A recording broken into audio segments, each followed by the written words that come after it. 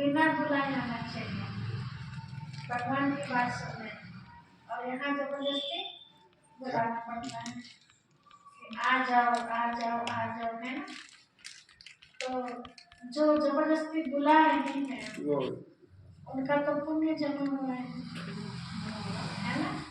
लेकिन जो मजबूरी में आ रहे हैं उनका पुण्य घट रहा है। तो भगवान हमारी अनेक जन्मों की प्यास बुझाने के लिए आए हैं। अभी अगर प्यास नहीं बुझाएंगे तो आने वाले टाइम में हम चाह के भी जो पाना चाहते हैं वो पा नहीं सकेंगे। ये वो समय चल रहा है जो शास्त्रों में हम सुनते थे कि एक सिर्फ कलयुग को ही ऐसा वरदान मिला है कि कम समय में ज्यादा प्राप्ति सिर्फ कलयुग में होगी। मतलब भक्ति कम करेगा इंसान और उसको प्राप्ति ज्यादा होगी, ये कलयुग को वरदान है। बाकी युगों में भक्ति ज्यादा करेगा और प्राप्ति कम होगी। इसके ऊपर एक कहानी याद आती है। बताते हैं कि एक बार किसी माता ने बहुत भक्ति की और भक्ति जब पूरी हो गई तो भगवान जी खुश हो गए उनकी त्याग तपस्या को देख करके। भगवान जी सामने आए और पूछा, माता आपने बहुत दिल से मुझे पुकारा है, किस लिए पुकारा, आपको क्या चाहिए? तो माता देख के क्या कहेगी, इतनी तमन्ना थी भगवान से मिलने की और भगवान जी सामने आके खड़े हो गए और कह रहे हैं, बताओ माता क्या चाहिए आपको? लेकिन शर्त एक होगी, क्या कि वरदान एक ही मिलेगा, है ना। ऐसे नहीं ये भी ले लो ये भी ले लो ये भी ले लो, है ना। भगवान सब कुछ देने में समर्थ है, लेकिन एक ही बार मांग लो जो तुम्हें मांगना है, दोबारा नहीं। बोला अच्छा, वैसे तो प्रभु आपका सब कुछ दिया हुआ है मेरे पास, लेकिन आप देने की ही बात करते हैं, तो चलो आप मुझे एक दिन का समय दीजिए। तो कहा प्रभु ने, ठीक है एक दिन का समय हम आपको दे देते हैं। ध्यान से सुनना। वो जो माता जी थी ना वो अंधी थी बेचारी, आंखों से उसे दिखाई नहीं देता था। अब समझना इस समय भगवान से क्या मांगे, उसके ऊपर कहानी हम आपको सुना रहे हैं। तो बेचारी अंधी थी, एक दिन का समय मांग लिया भगवान से।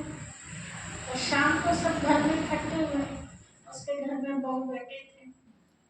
तो पहले बहू से पूछा, बेटी आज भगवान जी आए थे और भगवान जी ने कहा तुम्हें क्या चाहिए, लेकिन ये कहा है कि एक ही बार मांगना जो भी मांगना है ना, एक वरदान दूसरा वरदान। तो बेटी क्या मांगूंगी भगवान से ऐसा? तो पोता नहीं था उनके। तो बहू क्या कहती है, अरे माँ तेरा पोता नहीं है तो पोता मांग ले। तो कहा अच्छा। तो माता के मन में आया कि देखो बहू को भी कितना मतलब है ना। पोता तो मांग रही है, पोता मतलब अपने लिए बेटा तो मांग रही है। एक बार भी ये नहीं कहा माँ तेरे आंखें नहीं है तो आंखें मांग ले, आंखें हैं तो नूर है तो जहान है ना, नूर ही नहीं तो जहान नहीं। तो बेचारी बड़ी सोचनी पड़ गई। कहा देखो अपने बारे में सब सोचते हैं। फिर बेटे के पास गए, बेटा तो बता कि भगवान जी से ऐसा क्या मांगू मैं जो भगवान ने कहा एक शब्द में ही सब कुछ लेगा। तो बेटा बेचारा बहुत मेहनत करता था पैसा कमाने के लिए, कहीं दूर दूर जाना पड़ता था, परिवार से अलग होना पड़ता था।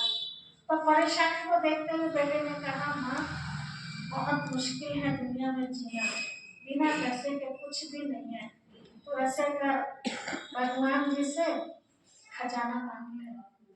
और कहा इतना खजाना मांग लेना कि हमें पीढ़ी दर पीढ़ी सोचना ना पड़े, आराम से हम जिंदगी काट सके, इतना धन मांग लेना। तो बेटे ने भी एक बार भी ये नहीं कहा, मन में आया कि माँ को अपने बारे में भी कुछ सोच ले। तो बेचारी एकांत में रात भर उसको नींद नहीं है। उसे पता चल गया कि अपना कौन है संसार में, सब अपना अपना सोचते हैं। तो रात को सो गए, बेचारी चिंता में। तब उसको निकले सवेरे फिर भगवान जी आ गए पूछने के लिए कि बताओ माता क्या चाहिए आपको। तो उसको कुछ समझ में नहीं आया, लेकिन रास्ता भी सारा निकल गया उसका। उसके मन में मैंने आंखें मांग ली है ना, तो वो बेटे क्या कहेंगे कि पैर तो चूहानों में पड़े हैं और अब आंखों का क्या काम इसका, कितने दिन जिएगी। तो वो भी ठीक नहीं है, मेरे ऊपर आरोप आ जाएगा। तो उसने क्या कहा भगवान जी से, भगवान जी आपको एक ही बार वरदान देना है, तो आप एक काम कीजिए, मेरी एक इच्छा है, अगर आप पूरी कर सको तो। बोला क्या इच्छा है। कहा माता ने, भगवान जी मैं अपनी आंखों से अपने पोते को सोने की चम्मच से दूध पीना देखना चाहती। ठीक है। तो भगवान जी ने कहा तथास्तु। उसको आंखें आ गई, उसको तो दिखने लगा। उधर खुशखबरी मिल गई पोते की, और उधर जो बेटा काम करता था उसका प्रमोशन हो गया। तो एक साथ है ना, तो समझदारी का काम किया ना, तो खुद में भी फायदा, और ना बहू की शिकायत हुई ना बेटे की शिकायत। भाई आंखें होंगी तभी तो पोते को देखेंगे, और पोते को भी कैसा देखना चाहे, सोने की चम्मच से दूध। तो सोने की चम्मच से पोता कब दूध पिएगा, जब घर में धन होगा, है ना। तो अब ये जो समय चल रहा है, शिव बाबा से हम क्या मांगे ऐसा। अभी 2 दिन पहले मेरे से ये प्रश्न पूछा, दुनिया में मेहमान जी आए थे जयपाल जी, कि आप भगवान से क्या लेना चाहते हैं, आपकी भी तो कुछ इच्छा होगी। तो हमने उनको 2 शब्दों में बताया कि हमें कुछ नहीं चाहिए, हमारी कोई इच्छा नहीं है, केवल एक ही इच्छा है। क्या इच्छा, संपूर्ण बनने की इच्छा। शिव बाबा जैसा है, शिव बाबा अपने जैसा हमें बना, बस। और शिव बाबा जैसे जब बन जाएंगे, शिव बाबा एकदम क्यों है ना, शिव बाबा में सारे गुण भरे हुए। शिव बाबा सबके ऊपर दया करता है, शिव बाबा सबसे प्यार करता है, शिव बाबा के पास सारी समस्याओं का हल है ना। तो शिव बाबा जैसा बनना चाहते हैं।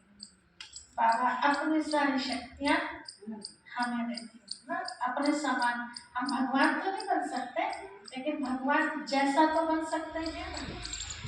और कहा बहन जी आपने तो बहुत बड़ी चीज मांगी है, मांगा भी कुछ नहीं और मांग भी सब कुछ दिया है। तो दुनिया में अलग अलग तरह की चीजें मांगते हैं, सब कुछ है मनुष्य के पास, लेकिन अगर विवेक नहीं है, दिमाग नहीं है, तो वो सब चीजें सब बेकार है ना।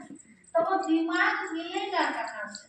अब प्रश्न ये उठता है, हम सुनते थे पहले कि ऋषि मुनि हजारों वर्ष तक तपस्या किया करते थे, तब जाके एक कोई मुश्किल वरदान मिलता था। और कईयों को तो वरदान भी नहीं मिलता। ऐसे सुनने में आता है कि तपस्या करते करते उनके शरीरों में दीमक लग गई, उनके शरीरों में घास उठ गई। एक ही जगह बैठे रहे, धूल मिट्टी आके अपनी जंगली कुर्सी पे घास उठ गई, और बेचारे ऐसे ही आत्मा शरीर छोड़ के चली गई। आखिर में नेति नेति कहा, भगवान को हम पा नहीं सकते। लेकिन कलयुग में अब परमात्मा भगवान आकर के डायरेक्ट अपने बच्चों को वो गीता का ज्ञान सुना रहे हैं।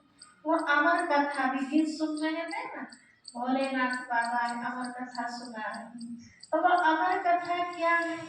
देखिए दुनिया में हम 3 तरह की कथा सुनते हैं। एक कथा का नाम है अमर कथा, एक कथा का नाम है तीसरी की कथा, और एक कथा का नाम है सत्यनारायण की कथा, है ना, भरोसा कराते हैं। तो जो अमर कथा हम सुनते हैं, तो अमर कथा में सुनने को क्या मिला कि पार्वती जी गई, भगवान जी ने अमर कथा सुनाई और अमर कथा सुनते सुनते वो सो गए।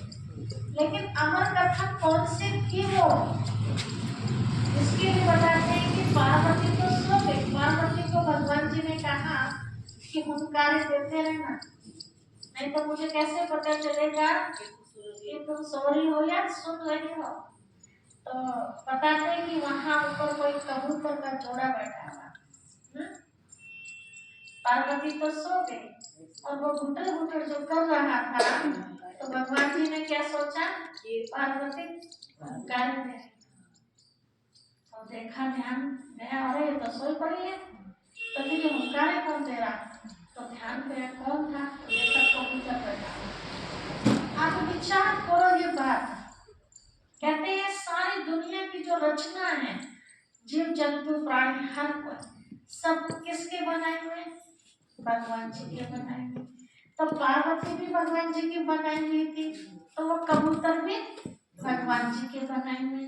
जब पार्वती को आप अमर कथा सुना रही हैं अपनी रचना को अमर बनाने के लिए, है ना, तो कबूतर से क्या दुश्मनी थी भगवान की, तो उसके पीछे त्रिशूल लेके भागे उसे मारने के लिए। अब बताइए ये बात कहाँ तक जचती है, राइट लगती है आपको ये बात?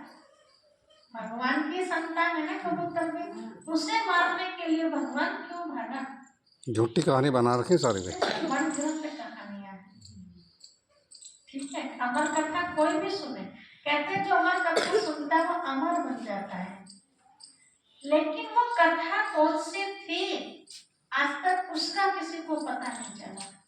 क्या सुनाया भगवान ने अमर कथा में पार्वती को, है किसी के पास जवाब? सिर्फ यही कहानी है, पंडित जी आते हैं आपके घर में कथा करते हैं तो ये पार्वती की तो कहानी सुनाते हैं। पार्वती को भी पता कहाँ से चला, नारद जी ने बताया, है ना, कि भगवान शिव अमर कथा सुनाते हैं। लेकिन अमर कथा का मतलब है कहानी सुनाते हैं कोई। तो वो कहानी कौन सी थी, किसकी थी वो, आज तक इसके बारे में किसी को नहीं पता। वास्तव में वो अमर कथा क्या है, भगवान जब आकर के हमें आत्मा का ज्ञान देते हैं, बच्चे तुम देखे नहीं हो तो मैं आत्मा, और आत्मा के लिए बताया कि आत्मा कभी मरती नहीं है, आत्मा अविनाशी है। एक चोला छोड़ती है और दूसरा चोला धारण करती है। तो ये अमर कथा आपको ज्ञान कभी विनाश नहीं होता। स्थूल धन जो कमाते हैं तो वो खत्म हो जाता है।